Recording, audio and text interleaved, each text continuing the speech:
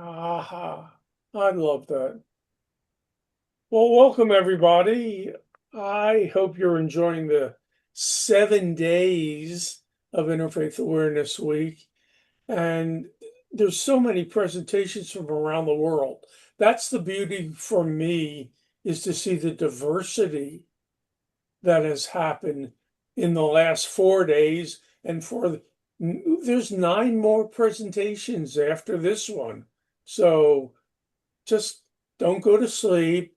Just know that everything is happening at the right time. Uh, Mark your calendar to make sure you're getting all the activities. And again, if you get hungry or thirsty, go to the Win Cafe on the website and you can get some non-caloric nourishment. Now, I have to warn you, the interfaith layer cake is incredible, and you may eat more of it than you were expecting to. But absolutely, I want you to know that you are welcome. I thank you for having come to be part of this program, and for me to know that, wow, we're making a difference. We're making a difference. So let me tell you about me. In 1989, I found my home in New Thought. And I had a Jewish upbringing, but it didn't pan out because the rabbi wouldn't let me study Kabbalah. And I began to look into all the other religions. And I'm looking into them saying, this is incredible. They all believe the same things that I believe. And it has nothing to do with strict Judaism. I'm saying, well, what is this? How did I love this? And so I studied more and studied more. And then I got an online ordination. So I was able to do weddings and uh, memorials when that happened. And it just brought me to a whole different place. That being said, Abigail's meeting with New Thought came in a different way. Abigail? Sure, I'd love to share just a little bit. In about 2001, I had experience in some of the mainstream churches, and I was not happy because somehow what I was hearing wasn't resonating with me, my soul, my spirit. And I said, I have got to find a place. So I did some church hopping, and I took my daughter, and she was so very, very tired of church hopping. So finally, one day I went by myself and I said, that's it. I was coming home. I was at a stop sign. I said to God, God, I'm done. I'm never going to church again. I'm not step into a church. And that's it. I was done. And I told God, and so I felt very confident and everything. Well, that very week, I got a little postcard in the mail. You may want to call your former employer's home office. Could everybody mute themselves except me, please? Yeah. Pastor Bowie, mute yourself, please. Someone for the sanitation department. Pastor Bowie, thank you. And so this little postcard said, this was the Church of Religious Science. And there was a workshop going on that following Saturday, and it looked really interesting. It was something I'd been exploring. I was starting to explore other avenues of spirituality. And this was a class on reincarnation. And I was so excited to go to it. I'm just going to go to the class, right? So I went to the workshop. I was blown away by the presenters, by the people there, by the bookshelves. So a sweet lady by the name of Dolly said, honey, I want to give you a book. She gave me this book. I don't remember what it was, but it just opened my mind and heart. I said, okay, God, I'm going back on Sunday, giving it a try. And then Dr. Winella Evans was the minister, and whatever she said that Sunday resonated with me. And I'm thinking, how did she know? How did she know I needed to hear this? And so that was how I got into a religious science church, which is under the umbrella of New Thought. And after so many years, I'm still here today. So when you say no to God, be careful. Your whole life will change for the So better. Anyway, Abigail found it through religious science. I found New Thought through unity. And the interesting thing is that we didn't get together for another 9 years. She was doing her thing, I was doing mine. Here we are, you know, figuring out what it's all about. And at that time, New Thought was calling itself a movement, that it was just coming out, letting people know. But the more I studied it, the more I viewed it as a religious faith. And it was interesting that 20 years later, the Parliament of World Religions came out and said New Thought is a world religion. So I guess we were doing the right thing. I wasn't totally sure. But the neatest part of it and why it's important here is that New Thought talks about peace within, around, outside, everywhere. The basic teachings, as you're going to learn in a minute or two, is that all the different religions have thoughts about life, about peace, about people. And New Thought tends to take the best of each of those faiths and blend them together, knowing that all people are equal, that we should honor and respect all people, even the ones that don't like you, even the ones you don't like. That's the harder part.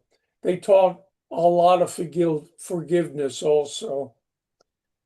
And when you begin to respect the God spirit that exists within a person, they may not understand it fully, but you're generating an energy that says, I like you. Can you have you ever been around someone who you just met and you go, this is a nice person. I'd like to get to know more about them. You feel the energy. And walking into a New Thought church has been over and over again. People have said, I've come home. I've come home. And that's what you're going to learn about today. So if you're not familiar with New Thought, Abigail and I are going to present some of the slides that are important for you to know the basic history and this what it's about.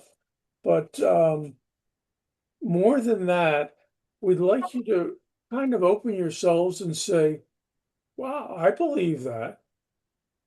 That makes sense to me. And we're not trying to convert you to New Thought, but I can tell you, you're special.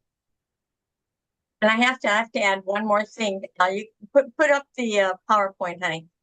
But what I felt when I started to hear about other faith traditions, I was connecting so deeply with them. I kept saying to Steve, I must be Baha'i. I believe that. I must be Hindu. I believe that. I must be Jewish. I believe. I mean, I was finding the commonality. I was finding the core values that, like the golden thread, is running through all the traditions. So today we hope maybe you can find a little golden thread from your tradition that can run that runs through ours as well, and feel the connection that we have with each other. Yeah. So, New Thought, as it's defined in the dictionary, is a modern spiritual philosophy stressing the power of right thinking in a person's life.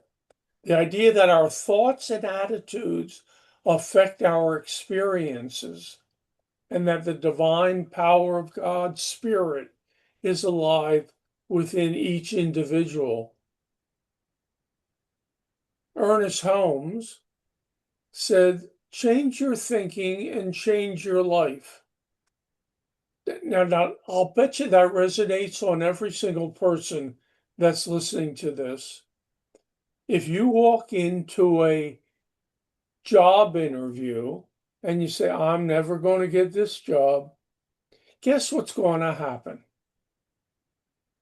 If you go out on a date to meet somebody and you say, wow, this is going to be a miserable date, guess what kind of time you're going to have?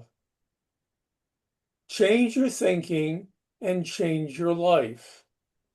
That New Thought's a correlation of the laws of science and the opinions of philosophy and the revelations of religion applied to human needs and the aspiration of man. Now, our New Thought mission, we say we honor the diversity of cultures and faiths while aiming to articulate, practice, and embody more fully universal spiritual principles. We honor and respect all faiths, cultures, creeds, and races, and learn from those who believe spiritual equity and human rights belong to everyone.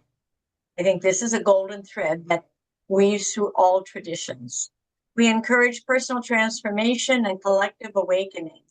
We practice the gift of active compassion and kindness through our service to all life. We foster a world that works for the highest good of all. The highest good of all. Our New Thought principles, God is the creative process and action in everything, everywhere, always, at once. God is love and intelligence and relationship, expressing itself as the universe and all life. God is being each one of us. And I think that's the most important thing, is what we believe is that God is all there is. And if God is all there is, then God flows in and through each being, each plant, each animal, everything. So everything is sacred because everything is God. There's a lot of values that you can see on the screen here, that these are values that I'm sure each one of you holds dear for yourself. And we honor and appreciate the universal spirit, spiritual principles inherent in all the religious and spiritual paths. And this is my favorite slide. This tells it all.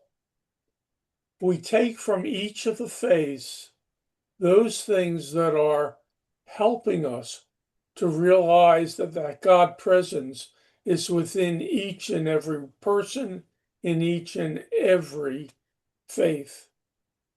And I'd like to just add something here. If you could go back for just a second, Steve, or you could leave it there. That's okay. One of the quotes that I really like that Ernest Holmes, who's the founder of religious science, said, and you can see how he really studied the world religions. He never expected to start a faith. He just wanted to have everybody honor all the traditions. And here, we believe this, we believe, and this came from here, and this came from here. So here's a quote from him. He says, "The philosophy of religious science is nothing new to the world. New thought is nothing new. It is rather a synthesis of the greatest concepts that have ever come to the mind of humankind. It's the laws of Moses, the love of Christ, the ethics of Buddha, the morals of Confucius, and the deep spiritual realization of the Hindus. And they all find an exalted place in the philosophy of religious science. So that's where he was coming from when he, quote unquote, founded religious science. Just wanted to share that with you. Ralph Waldo Emerson. Oh, do you want to start or you want me to start? Oh, you go. Okay. So here's kind of a lineage, and I know it's going to be a few pictures. People says, well, who are the people in your New Thought tradition? So this is giving you a little background of where we came from. Ralph Waldo Emerson, transcendentalist, Unitarian minister. And he said, what lies behind us and what lies before us are tiny matters compared to what lies within us. And so again, mind over matter, what you think you bring about. Well, what lies within us is God, spirit, divine intelligence and wisdom. And Phineas Quimby was considered the founder of New Thought. It says, all trouble is in the mind, for the body is only the house for the mind to dwell in. And like Steve was referring to before, you know, the more negative thoughts you think, the more negative experiences you're going to have. So it's really important to keep our minds on love, compassion, kindness, peace, and meet people on that level. Mary Baker Eddy was a patient of Quimby and recovered illness through the power of her mind. Health is not a condition of matter, but of mind. And she was the author of Science and Health and founder of the Christian Science tradition. One of the things you're going to find out about New Thought is there are more, I believe, 65% of the ministers are female. Yeah. So rather than having a faith that is only male dominant, doesn't exist in New Thought. So Emma Curtis Hopkins was considered the teacher of teachers. Her quote is, love is God. God is omnipresent, thus love is omnipresent, and is my idea of good, that all is love. She taught love, and her teaching, she taught three basic founders of different denominations of New Thought. She was a teacher of Charles and Myrtle Fillmore, who founded the Unity Movement. She taught Melinda Kramer, which founded the Divine Science Movement. And she taught Ernest Holmes, which is the founder of religious science. So that's why a lot of us say she's the teacher of teachers, because she taught all the teachers that founded so many traditions under that umbrella of New Thought. And then we have Judge Thomas Ford. And he, too, just like Ernest Holmes and so many of them, studied all the sacred texts and claimed science and religion would walk hand in hand. Spirit is the source of all. Spirit, God, divine mind, divine wisdom, divine beauty, whatever you wish to call the founder and creator of our entire universe and beyond, is what he was talking about. And he also said belief and limitation is the one and only thing that causes limitation. If you think you can't, then you can't. There you go. If you think you can't, you're right. And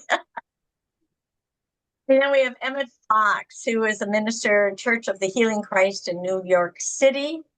And he was also the author of Sermon on the Mount. And he was sick as a youth. He said, as a sickly youth, he regained health when he understood the indwelling Christ is a life-giving force in every person.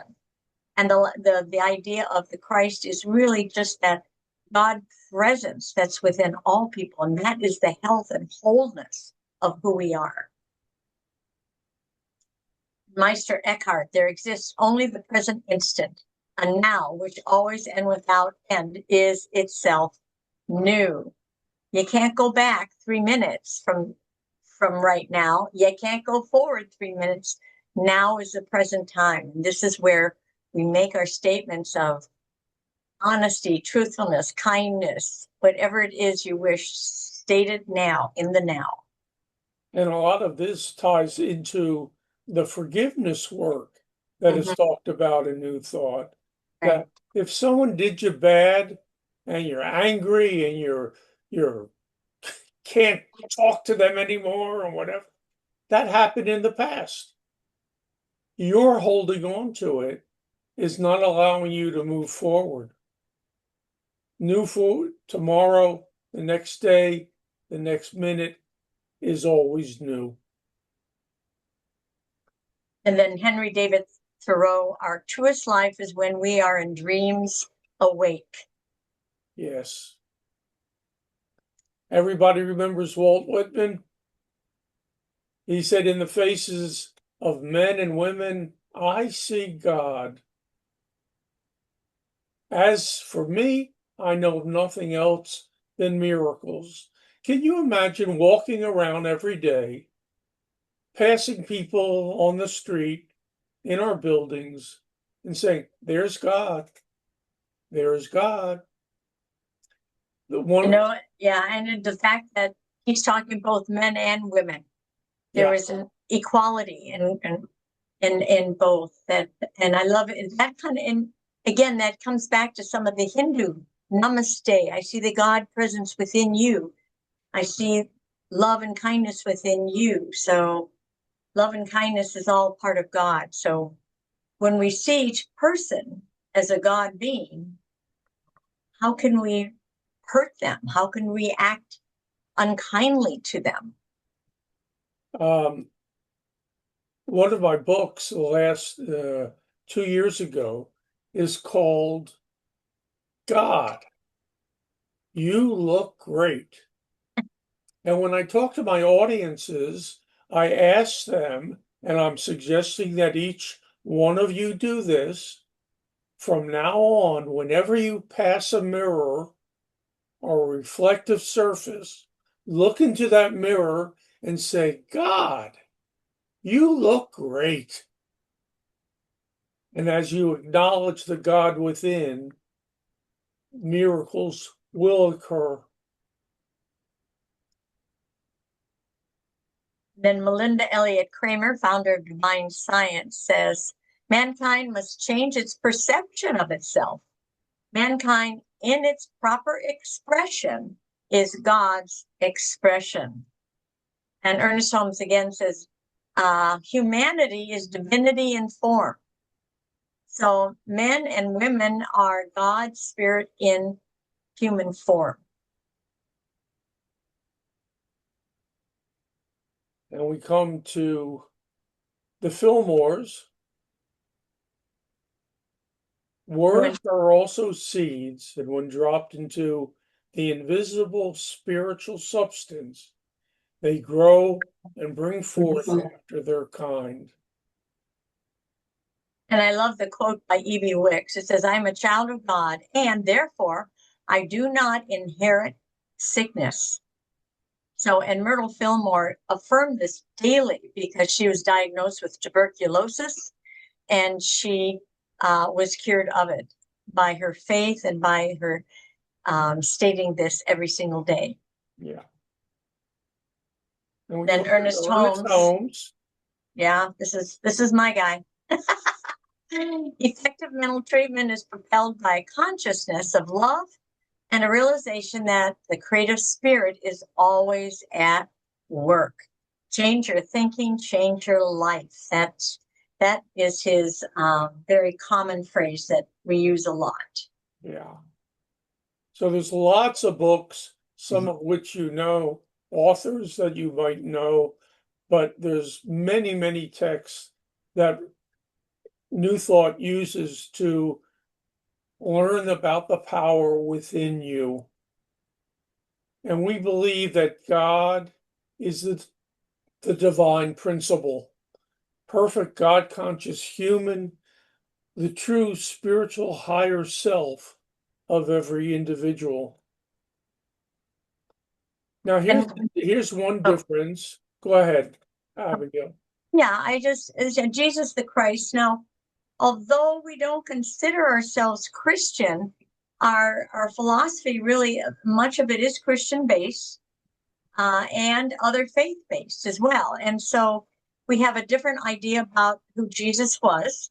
We believe Jesus the Christ was the way shower, the teacher, the awakened one, the great example. All of the things that he taught was wonderful and good. And we do try and follow those all the time. Love was his major thing. Love one another, love your enemies, love your friends, love the neighbor next door. Nobody is out of the arena of love. And Jesus knew his divinity. You know, he knew his divinity. God within him did all the healings and teachings. And he said that it's God within doing the work. And so he was fully God conscious, and he was the Christ, the God in form. From John 14:12, Jesus said, "What I do, you can do also, and even greater things." And this is specific for religious science. We do what we call a spiritual mind treatment. You know, as you go to the doctors, you get treated, you get a treatment. Well, sometimes we have to treat our minds, right? If our minds are in a bevy of craziness, we have to calm it down and do a prayer treatment for our mind. And we have 5 steps. 1, we recognize what God is to us. What is God to me? I think God is love and beauty and intelligence, omnipresent, omnipotent, everywhere.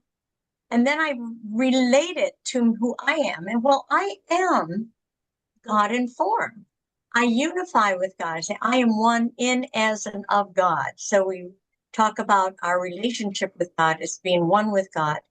And then the third part of our treatment is we ask for what we need. This is, you know, when you're praying for somebody, whether it's health or prosperity, this is where you would ask for that and or something better. So we say, I ask and I accept in faith, and I believe without doubt that this or something better.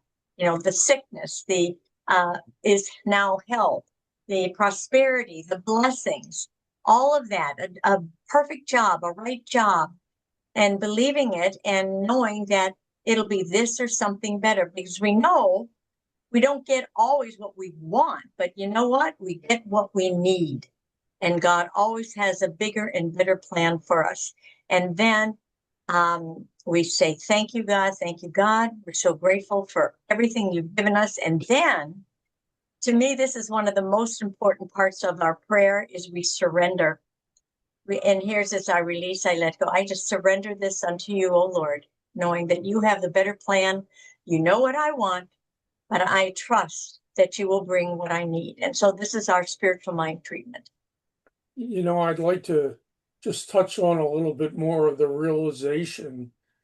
We have taught many classes in New Thought, and when it comes to this or something better, many people who come to church, quote, unchurch, they come because something's not working well in their life. Maybe it's their health. Maybe they lost a job, maybe whatever, and they're seeking. And I have had many, many friends who have come in and said, well, I just need the money to pay the rent this month. And I said, well, maybe that's what you should be praying for, this or something better. And the following month, I see them.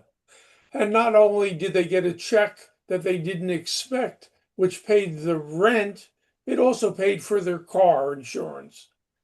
So this or something better. And those of you who have ever heard of the moon, Buzz Aldrin took the prayer of protection along with him on the first moon landing in 1969. And I'm going to say this, and most of you are going to probably repeat it with me in your mind or out loud. The light of God surrounds us. The love of God enfolds us. The power of God protects us. The presence of God watches over us.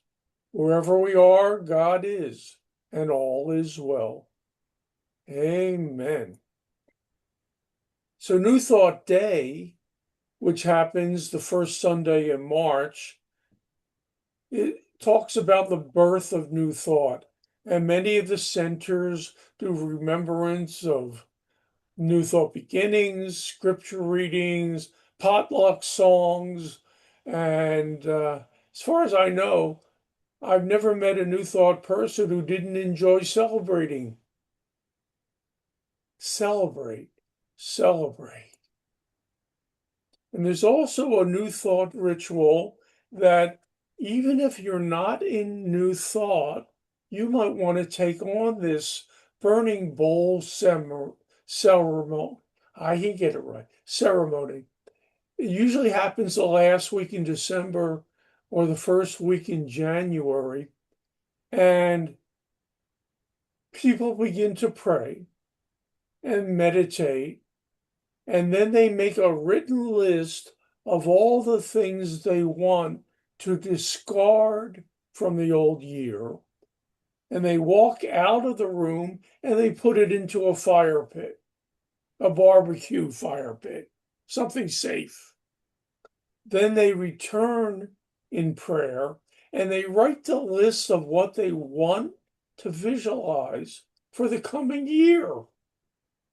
So visioning and setting goals and praying for yourself and the world are daily rituals for New Thought adherence. And then there's one more. I love this ceremony. It happens on World Healing Day on December 31st. But it happens at noon Greenwich time. And that is, we pray for peace in the world. Greenwich time in California is 4 a.m. And I have had more presentations at 4 a.m. about bringing peace, where I've traveled even in the snow to do the prayer work.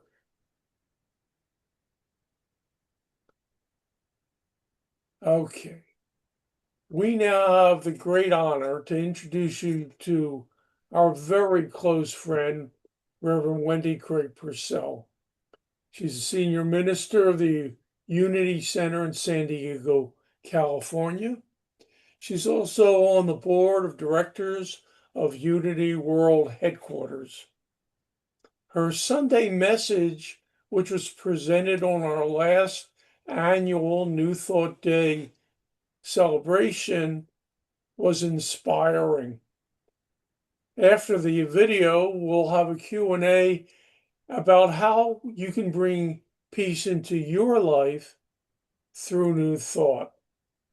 And your own faith tradition. In your own faith tradition.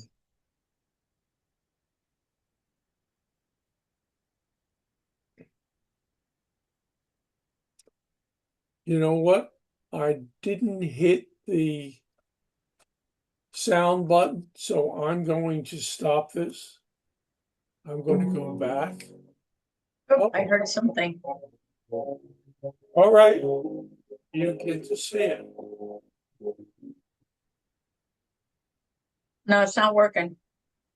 And to start a brand new series, and that's true today. And this series, the theme is living with presence in a chaotic and changing world. Now, I put these together months ahead of time. This particular series, though, is a result of input that I received from you. Usually I'm working on my lessons about 6 months in advance, but a couple of months ago, as I was just feeling into the world and feeling troubled and concerned and wondering, as a spiritual teacher and minister, how can I help my community navigate through this? I decided to do a text poll. One of the things I've learned is not everybody knows how to respond to a text. Has everybody been seeing the video? No. We can hear it, but we can't see the video. All right. Let me go back. I apologize for that. Technical difficulties. You need to let go of the PowerPoint, honey. As I'm working. Or just click on the YouTube. It should go to that. Hang on.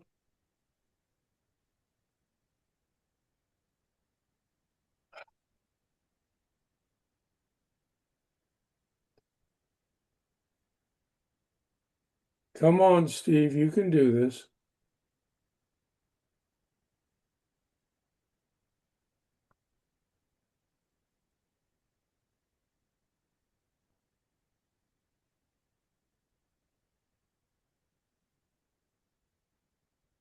Ah.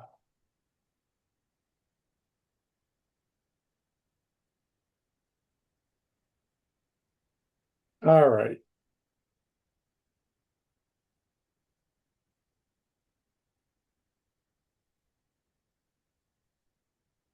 Share sound. That's what I needed to do.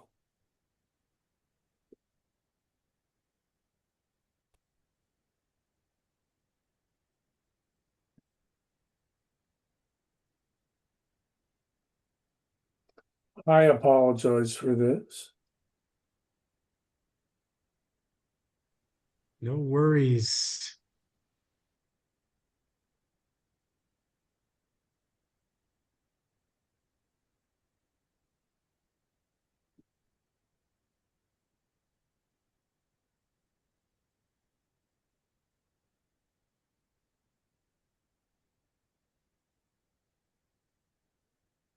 Can you see it now? Yes, All right. just have to hear it. There we go.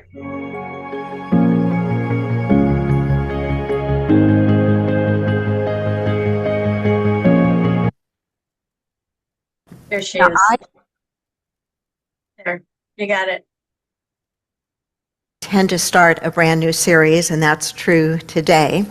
And this series, the theme is living with presence in a chaotic and changing world. Now, I put these together months ahead of time. This particular series, though, is a result of input that I received from you. Usually I'm working on my lessons about 6 months in advance, but a couple of months ago, as I was just feeling into the world and feeling troubled and concerned and wondering, as a spiritual teacher and minister, how can I help my community navigate through this? I decided to do a text poll. One of the things I've learned is not everybody knows how to respond to a text poll. When the text poll says you have 5 options, pick only one,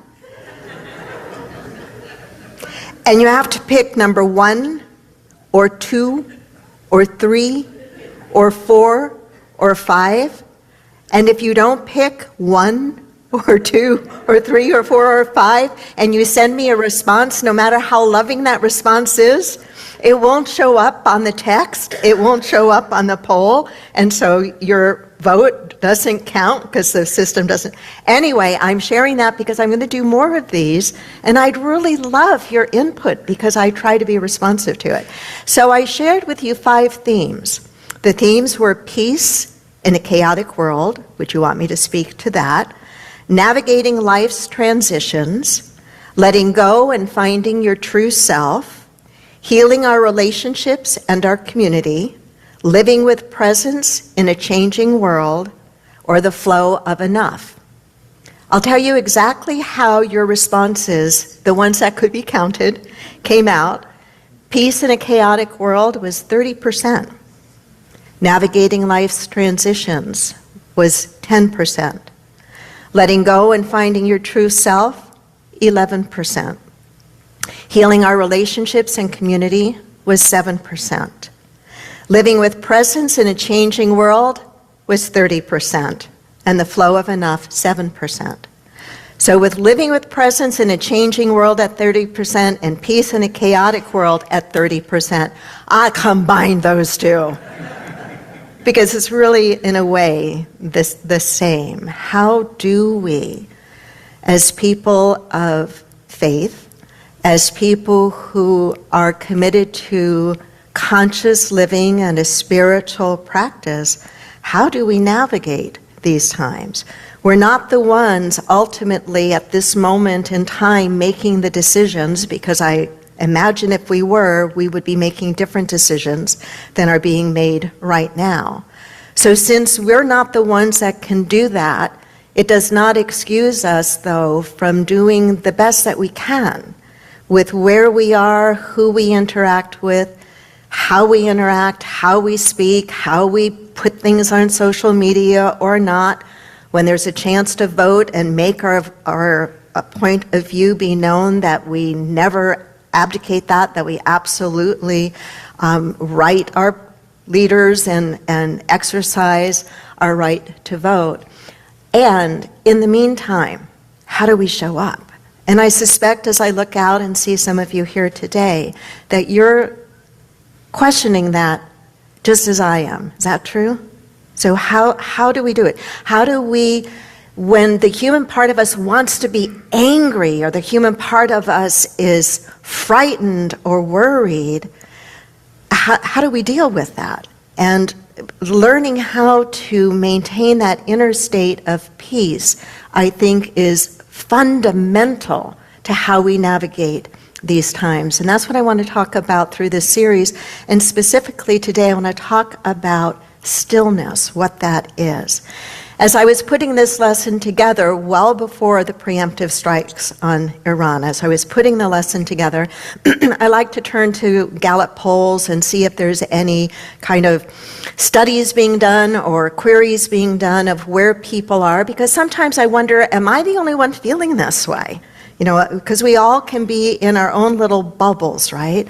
So I like to kind of try to gauge where others might be. Gallup runs something called the Global Emotions Crisis. Global Emotions Crisis, where they're trying to ascertain where are people. And one of the recent State of the Global Workplace and Global Emotions reports has come out to indicate the high levels of stress that people are feeling in their personal lives and in their work lives. High levels of stress, high levels of physical pain and worry. So we're not alone. We're not alone. If we're feeling some of these things ourselves, it's not a personal failure. I think it is we're part of a collective environment right now.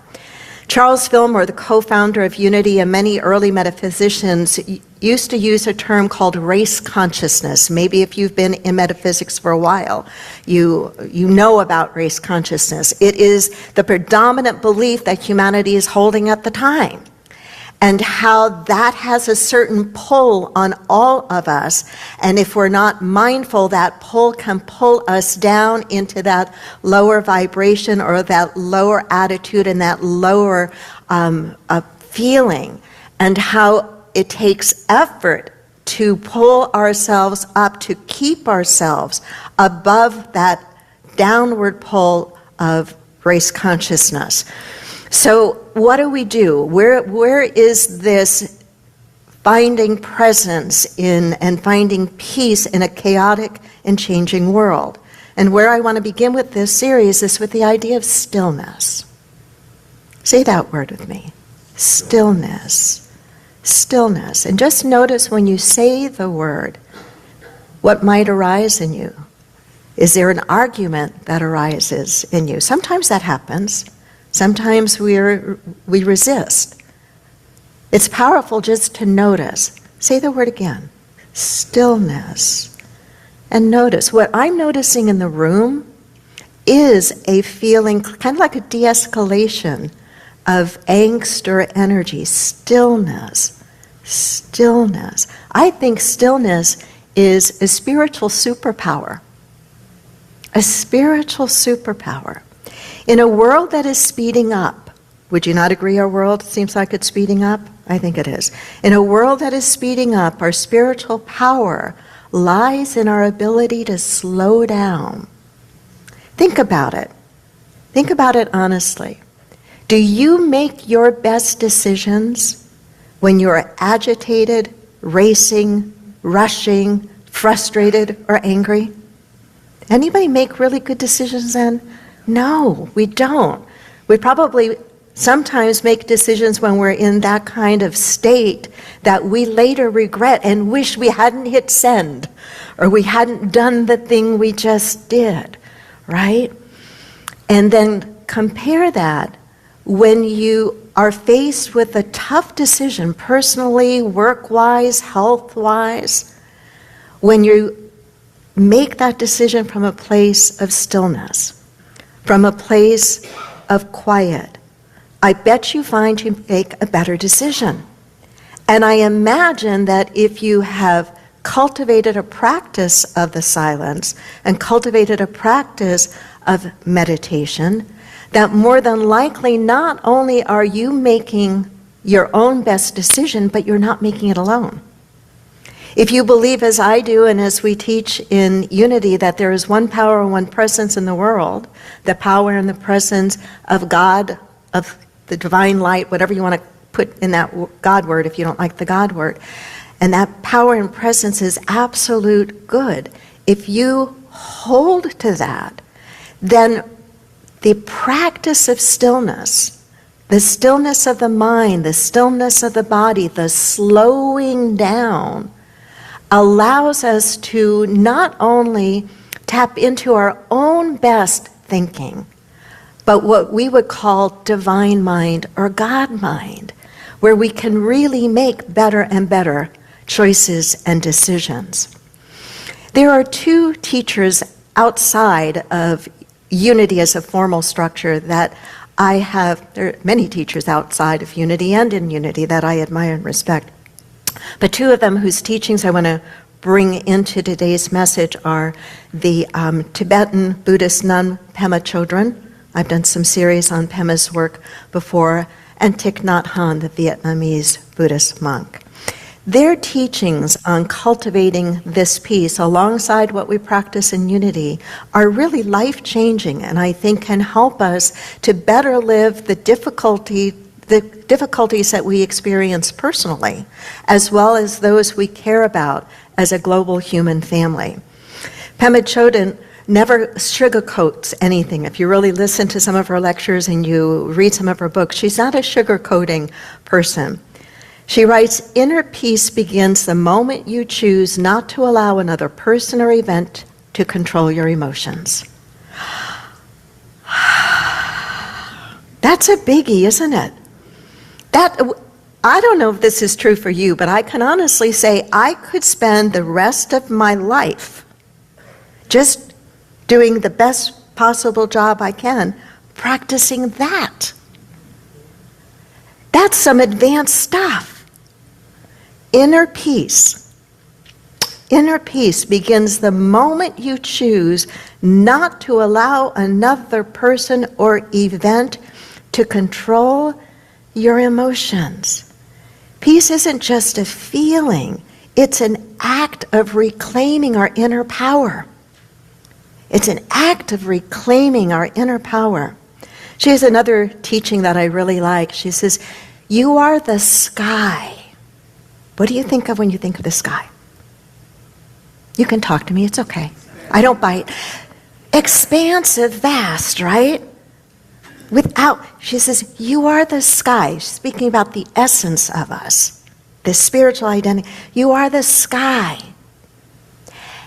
Everything else is just weather.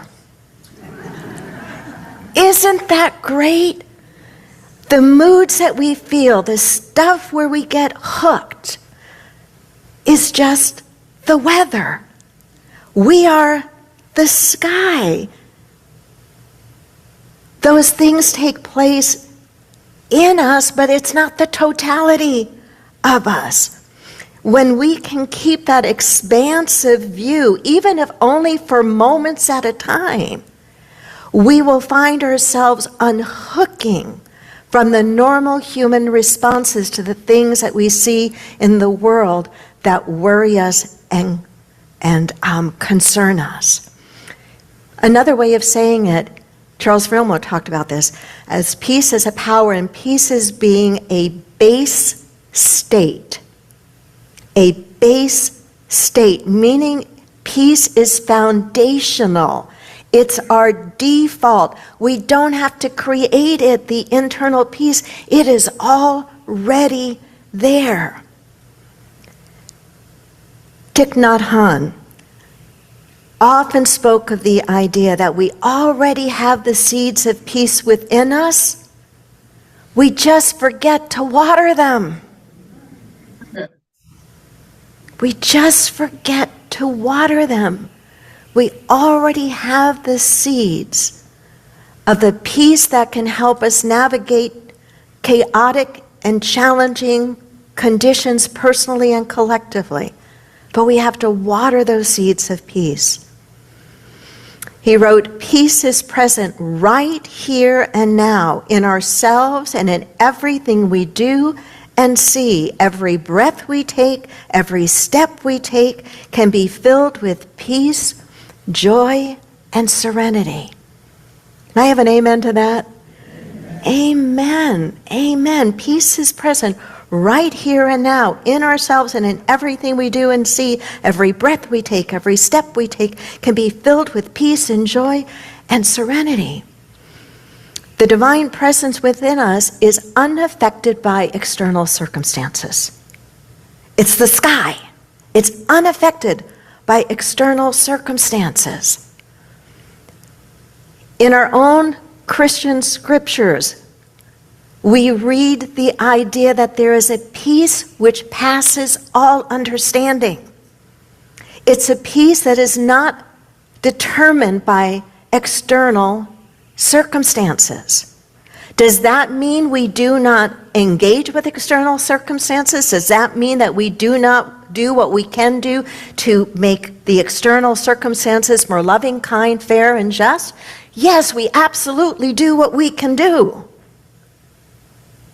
And at the same time, at all of the time that we possibly can, we lean into that reservoir of peace that passes all understanding that is within us, that we water those seeds of peace and then take whatever action is ours to take. And none of us should be in judgment of the other, trying to tell the other what action they should take. We need to do our own work, and then be fortified by these practices. Be fortified by watering those seeds of peace to get up off our meditation cushions and affirmations and go do the external work, whatever that external work is. Think of a submarine for a moment. A submarine, when it's at the surface, could be experiencing the turbulence of a storm with 50-foot waves. And yet, using ballast, it can submerge to maybe 100 feet or so, and there experience calm, still waters. The submarine didn't create the calm, still waters. The calm, still waters were there all along. But the submarine did what? Went below the surface of the turbulence to find that calm, still water. That's what I believe our mindfulness practices, our meditation practices, our breathing practices, certain yoga practices, there's many paths that can help us learn how to better dip below that surface craziness of the mind, the worry, the fear, the anger, to be fueled by and sustained by that peace. So that when we come up from the depths into the raging storm, that we have already been anchored in that peace, so we are able to more clearly see what we, what we can do, the influence we can have with the people that we interact with, or the places of work that we're involved in, or as I said before, the way that we vote, whether we march, whether we write, whatever that it is, but that it is anchored in this deep peace, the seeds of peace that we have chosen to water. Does any of this make sense? Do you hear me saying we ignore the outer world? Oh, good, because I am not saying that. And for too long, I think, Unity, and I'm going to say science of mind as well, and all the other branches of New Thought have been a little, and you can always do that, have been a little too focused on only personal transformation. And Steve, it reminds me of what you and I, we've been in this work for decades, have talked about, that part of what happens in New Thought communities when it's just focused on individual transformation is we create this very successful revolving door. You come in because something's not working, and that's fine. Come in however you want to come in. And we think that once we get fixed, whatever it is that we thought wasn't working for us, our relationships, our health, our finances, our work, and we go out the door. And I think that's a mistake. I think that is a short-sighted view of the purpose of our teachings. Yes, the purpose of our teachings is to help us transform our lives. Heaven knows some of us have a lot of work to do there. But we don't stop there. And that's where we, in Unity in general, but this community in particular, have really been as close to the edge as we can get of trying to take us there as a spiritual community, of saying that we cannot just work at the level of changing ourselves. We really do have to be engaged with the issues of the world, whatever those issues are, whatever breaks your heart open, whatever you care about, whether it's what's going on in the Middle East right now, what's going on with voters' rights, whatever it is. There's more than enough to go around. Where is the intersection between what breaks your heart open and your spiritual practice and teaching? And what's been starting to happen for a while now in metaphysics is we are really recognizing that. And we're recognizing that whatever is ours to do in the world can't come from an energy of anger and an energy of othering the other person or groups of people or organizations, and that deserves an amen. It has to come from this understanding that we really are one. And man, that's hard. At least I'm going to admit, I find that really hard at times. I find myself othering and being angry, and yet I'll name it and I'll do the best I can to move past that, using the anger to help put me on the right track. We're talking about mindfulness practices here. We're talking about how we show up, how we engage with one another, the things that we choose to stand up for, and how we choose to stand up, right? And how we choose to stand up. Pema Chodron also writes about the idea of the warrior energy and the willingness to step into the uncomfortable space, the space between stimulus and response, the space between when there's something happening out here that we don't like, that, and we may have every right in the world not to like it and want to see it different, and it brings up certain emotions in us, that between that precipitating stimulus and what we are experiencing, there is a gap. It may be infinitesimal, but there is a gap, there is a pause point where we can stop and choose to make a different choice. In the most simplistic of, let me finish this thought and then I want to share Thich Nhat Hanh. She says, the gap isn't always comfortable. It's where we feel the heat of the world, but we choose to stay still anyway. So in that gap, we have a choice. Thich Nhat Hanh in his, this sounds negative and I do not mean it in a negative way at all, always had such a simple way of saying things. And I think it's one of the reasons he was so loved and followed. And he would often say to his followers, to his students, to his monks, that whenever the phone rang, before the phone rang, not before the phone rang, when the phone rang, before they were to answer the phone, they were to stop and take 3 mindful breaths so that they would be centered before they answered that phone. Imagine if that was an absolute requirement before any decision you made, your boss made, your political leaders made, our president made, our cabinet made, and the president and leaders of every country, I'm not leaving anybody out. If before any major decision, if I could wave a wand, I would do something like that. You take 3 mindful breaths, you still the mind, you drop into stillness, you soften into the heart, and then you make the decision. Do you think we would be in a different place? Do you think we get to make that magic wand happen? I don't know how we do that, but I do know how we do what is ours to do. And that is that we continue to take the actions that we can. We continue to do the work that is our work to do. And the work is not just the outer work we may be led to, it is very much the inner cultivation of that peace, that stillness, so that it informs whatever it is we choose to do. I don't know where I first found this, but I put it in my notes and I really liked it, so I want to share it with you. It's the idea that the sovereignty of stillness, that's what I titled the lesson, the sovereignty of stillness, that stillness is like a border.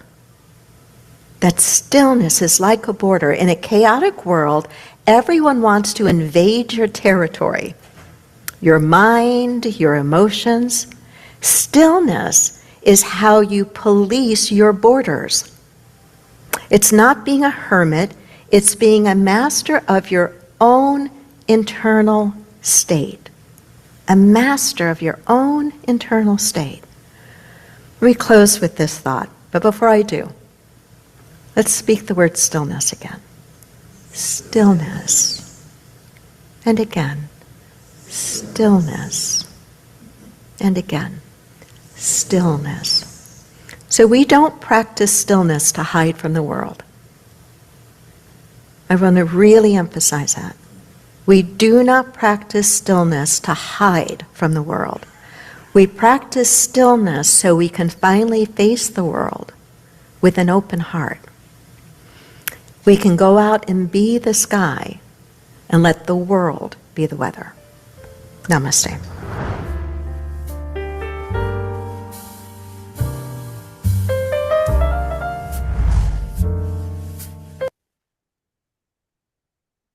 Okay, thank you, Wendy. Finding the stillness within us is certainly appropriate for anyone of any faith who is seeking to have peace in his or her life. And with that, I'd like to get back to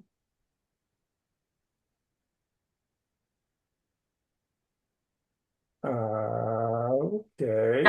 Stop screen share.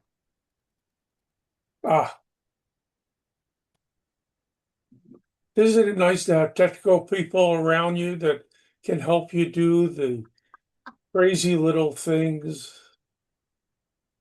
So let's unmute. And what do you think? I thought her talk was fantastic. Yeah. Wendy was my mentor when I found Unity in 1989. And with all my background in studying religions, I found that this was the repository of good ideas. And it was a lot of what I believed. So it was just kind of a easy transformation for me to move into the New Thought field. I took over a church for a couple of years and Then I met Abigail, and we had our church for a number of years, and we're sort of semi-retired until we get involved in things like Interfaith Awareness Week and spend 12 hours a day, 7 days a week, enjoying your company.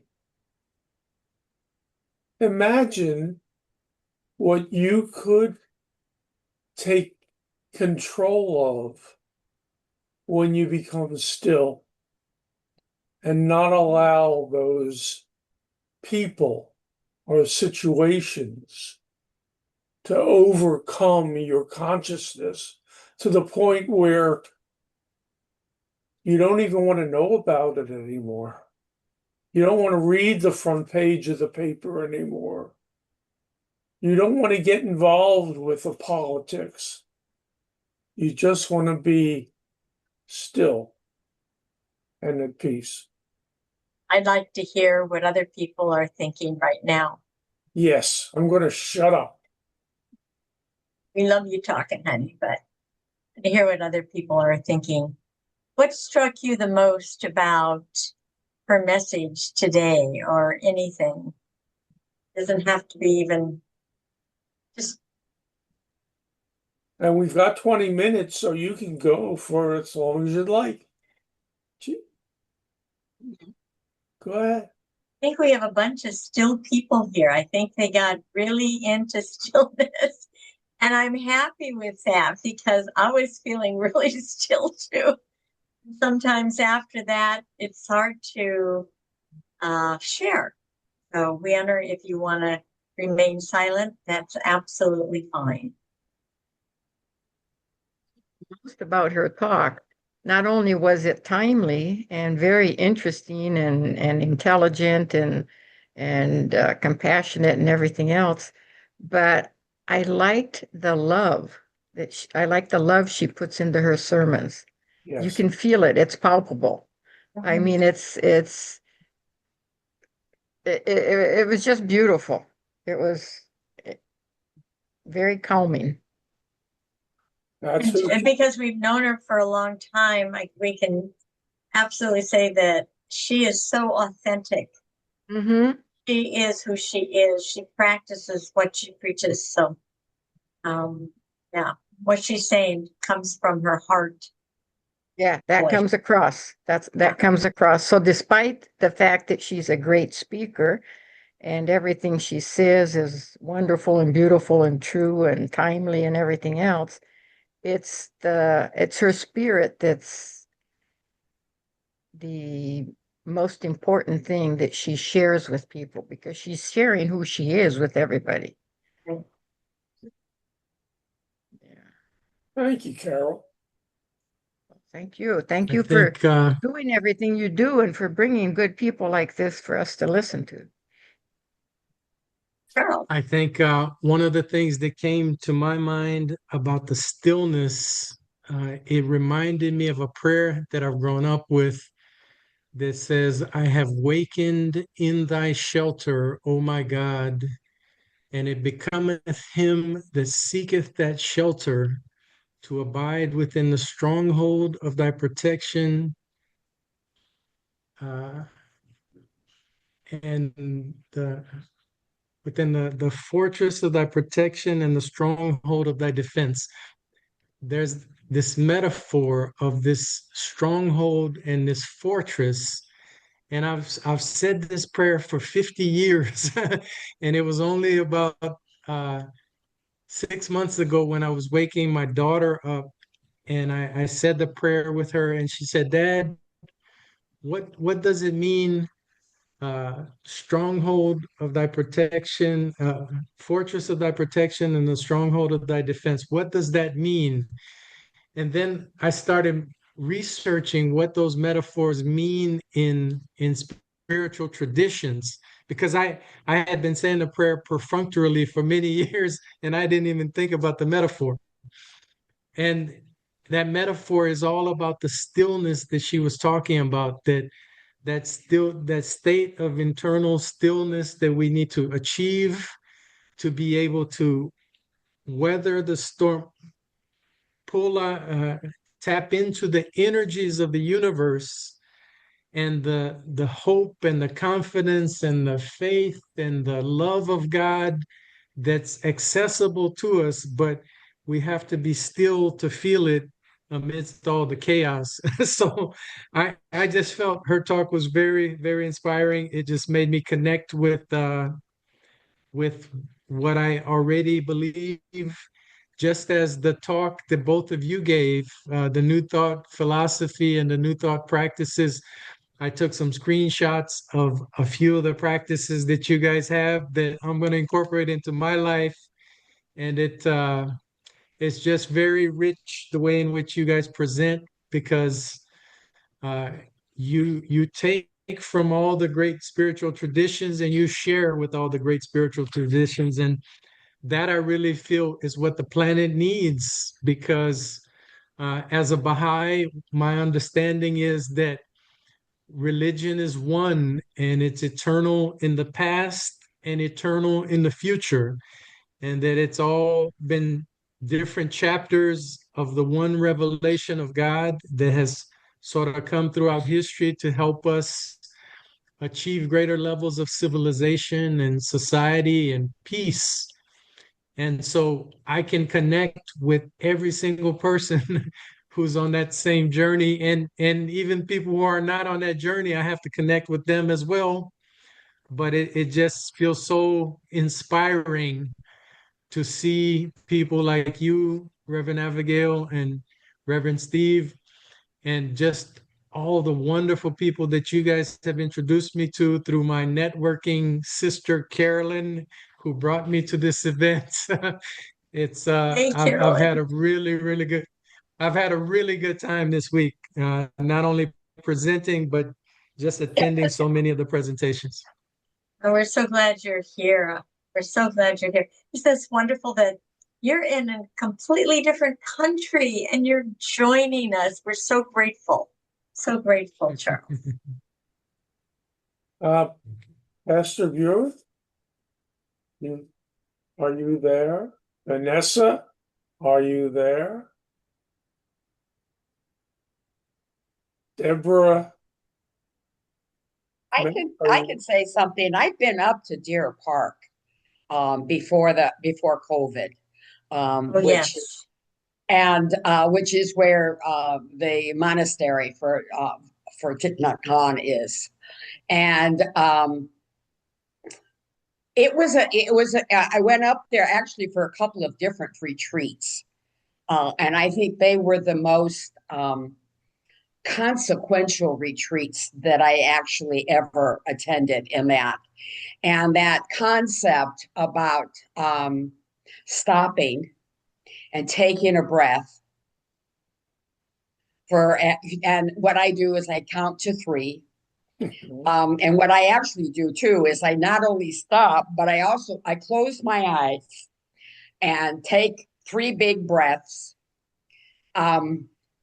And every time I do that, when I open up my eyes, whatever it is that I've been confronting or having to deal with or something has shifted.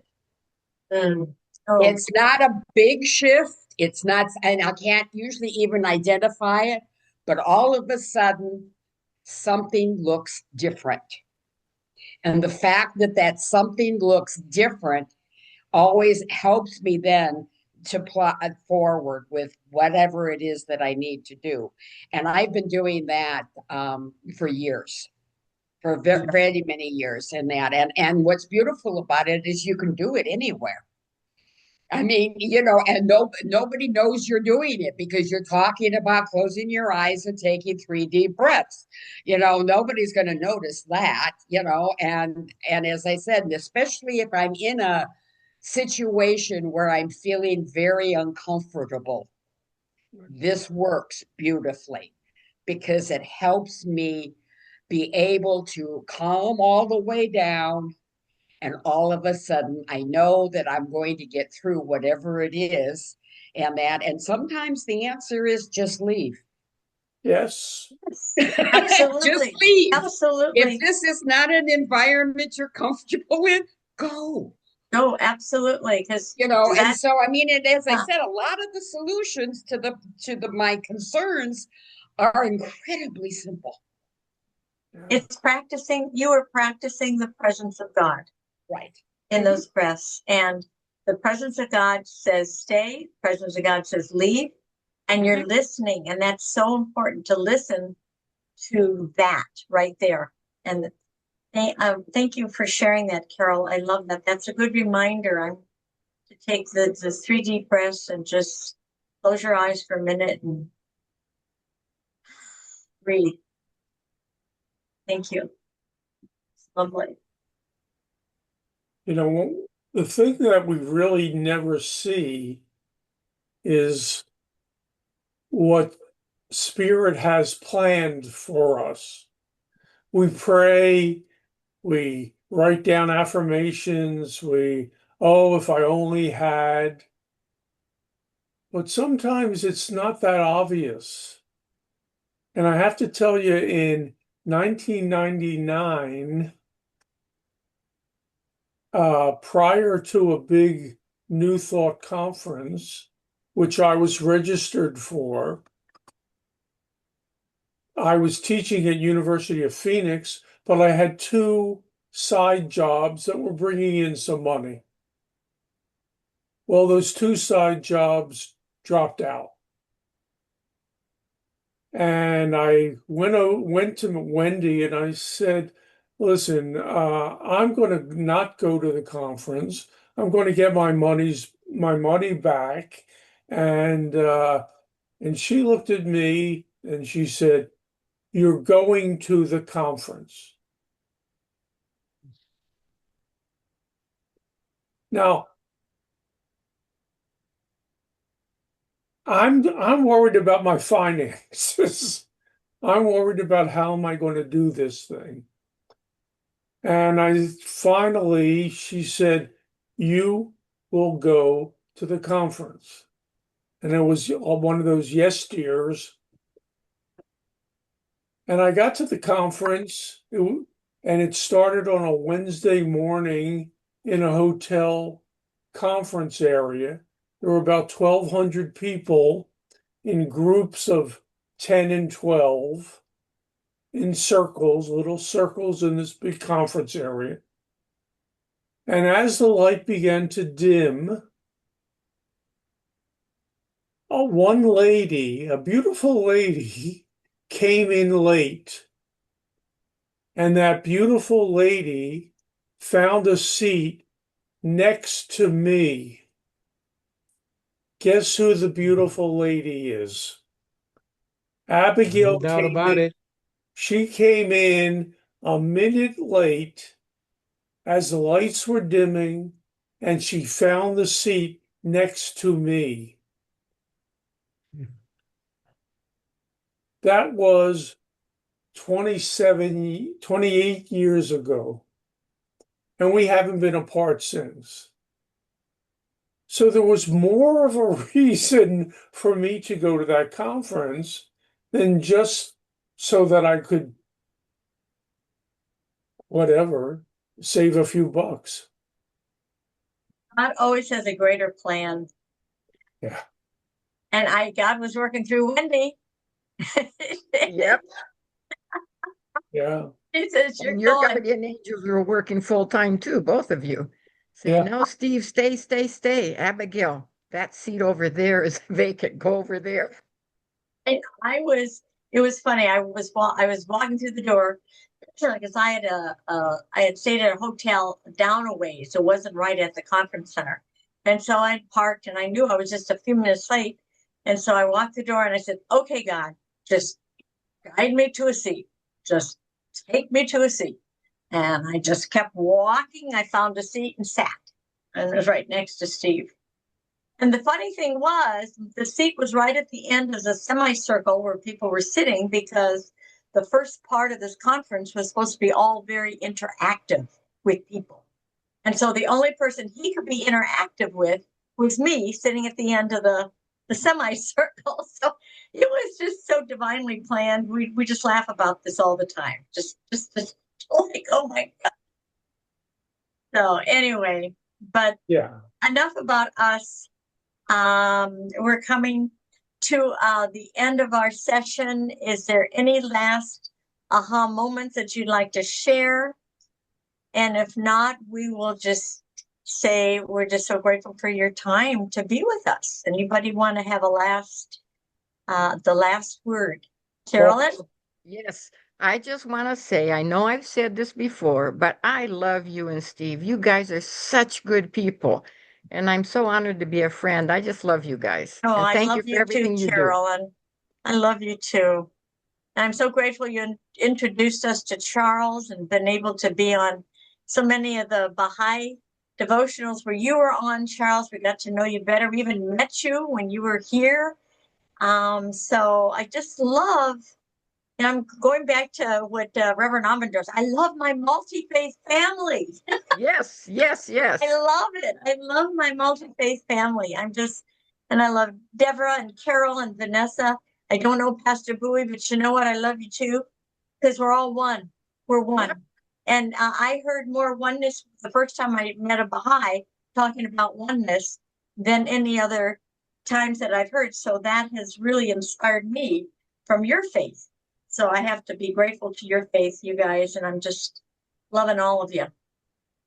Same here. Carol Morales has been on pretty much every program I think since the Carol needs a beginning of the week. certificate.